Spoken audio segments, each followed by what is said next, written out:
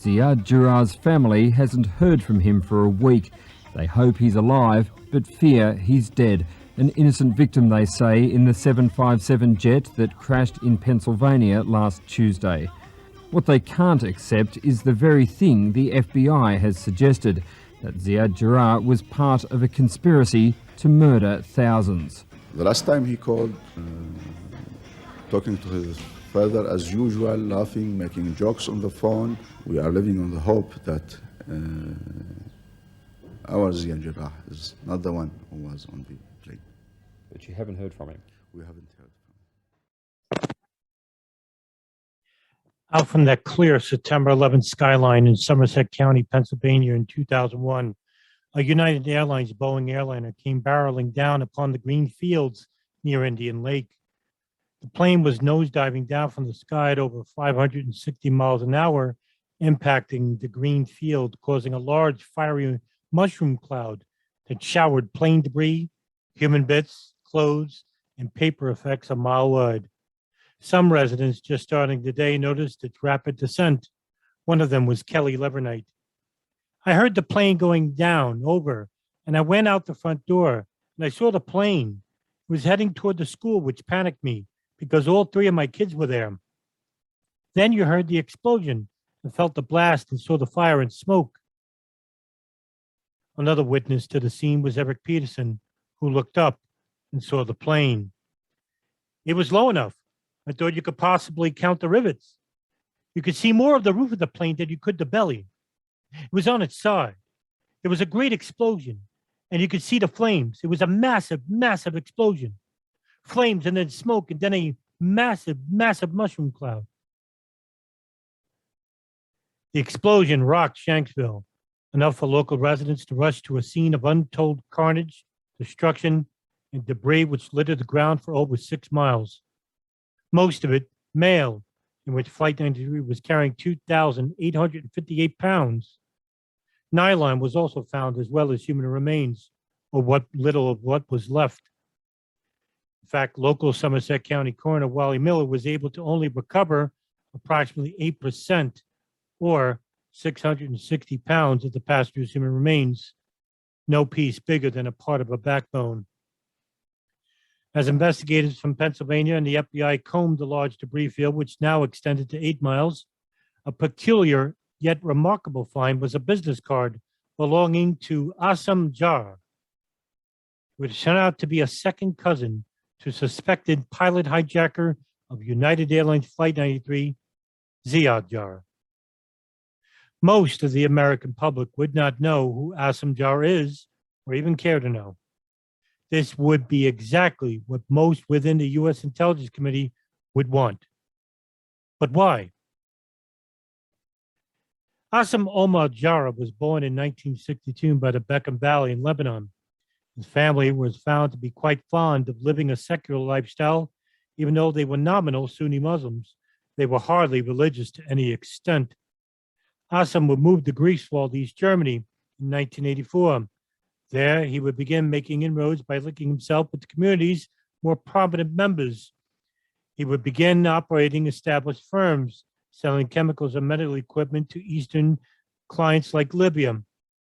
He also went to the University of Greifswald.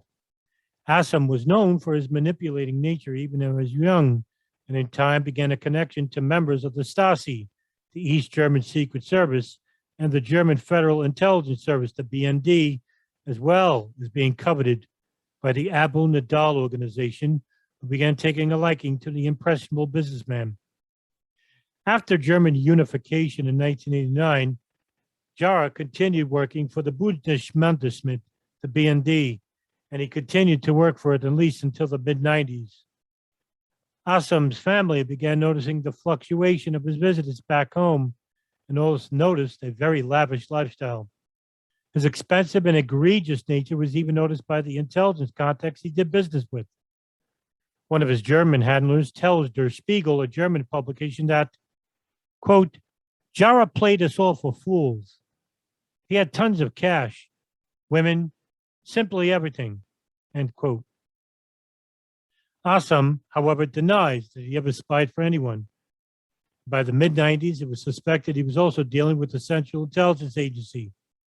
Asla Indeshalos, reporter for the Wall Street Journal, even describes Assem Jarrah as working very closely with the ANO, even having a separate file within the German Intelligence Agency, or the BKV. The report from Asla Istandavlabas, according to Stasi files described by Der Spiegel in last November, a note on the back of Assem Jarrah's file specified he had contacts with people in Operation Trader, Stasi code for the Abu Nidal group, which staged several operations in Germany and recruited agents, among them Arab students. The elder Jarrah, who also worked for Libya, was a double agent, was among the students Nidal's men approached. Thus, his contacts with foreign governments and the intelligence community began to grow, much like his personal businesses in Germany. Meanwhile, Abu Nidal would continue to do business with notable countries who would also be on the receiving end of his terrorist campaigns, unless they paid handsomely well. The Israeli Mossad, long suspected of being behind his group, Fatah, which undermined the Palestinian Liberation Organization founded in 1964 by the Arab League, later headed by Yasser Arafat.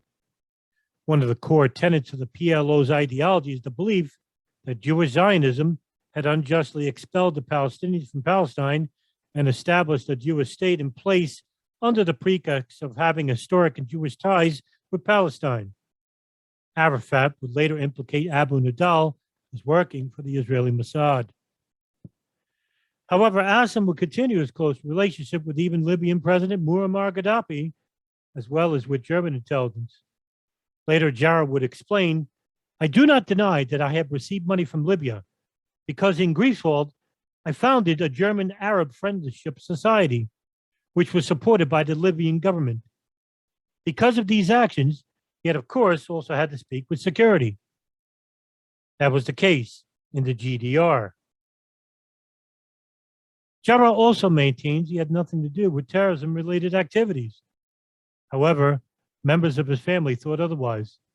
While one remained anonymous, stated to Der Spiegel, Assem sells information for money, whether they vote or not.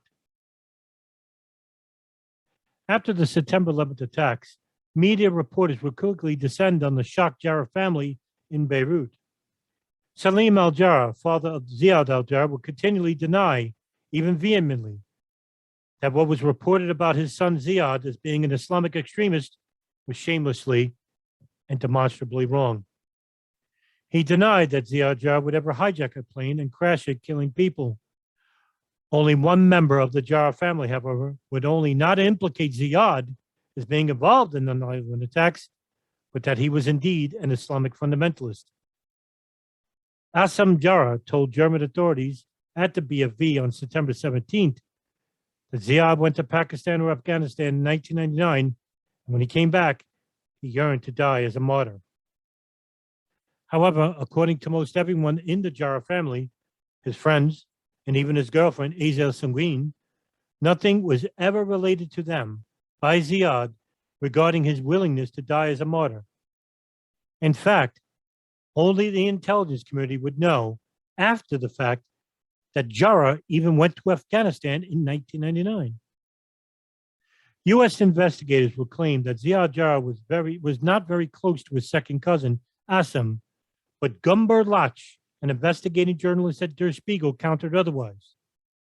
He was the one who picked him up at the airport when he first came to Germany. The uncle paid for his apartment. He really took care of him.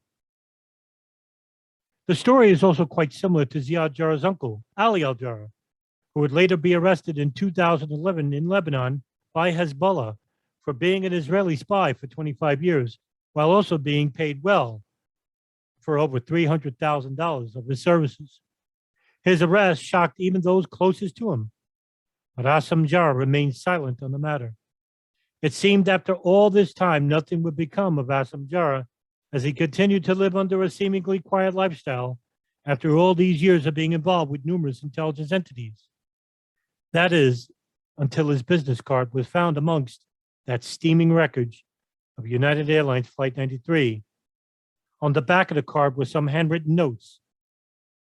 The notes included and addressed in Germany, linked with Ramzi bin al-Shib, a member of the hijacker cell in Hamburg.